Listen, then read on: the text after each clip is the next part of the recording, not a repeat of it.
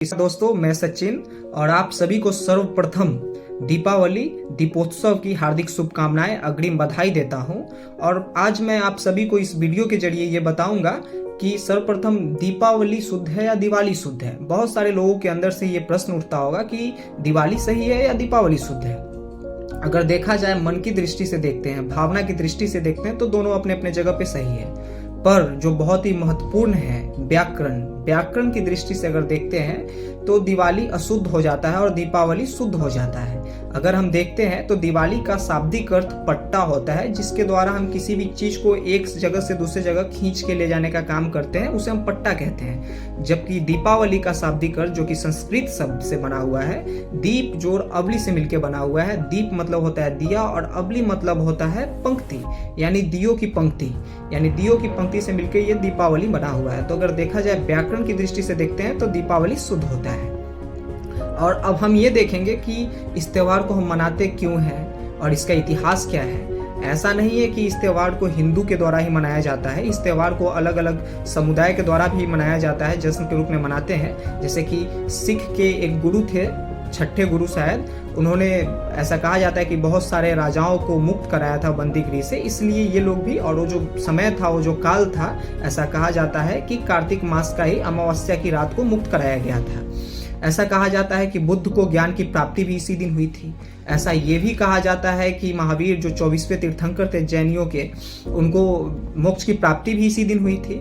और सबसे जो प्रसिद्ध है, जो सबसे ज़्यादा फेमस है, आप सभी को पता है कि ऐसा कहा जाता है कि भगवान राम के अयोध्या आने की खुशी में, 14 वर्ष के वनवास काटने के बाद अयोध्या आने की खुशी में अयोध्या वासियों ने दीपावली मनाई थी। सबसे सर्वप्रथम उन्हीं लोग के द्वारा मनाया गया था और घियों के दीपक जला के ऐसा मनाया जाता है कि कहा जाता है कि घी का दीपक जलाया गया था और दीपावली मनाया गया था।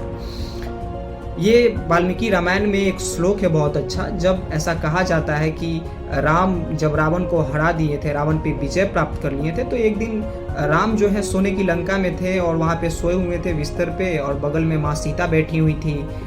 लक्ष्मण पैर दबा रहे थे, पर राम की आंख से आंसू आ रहे थे।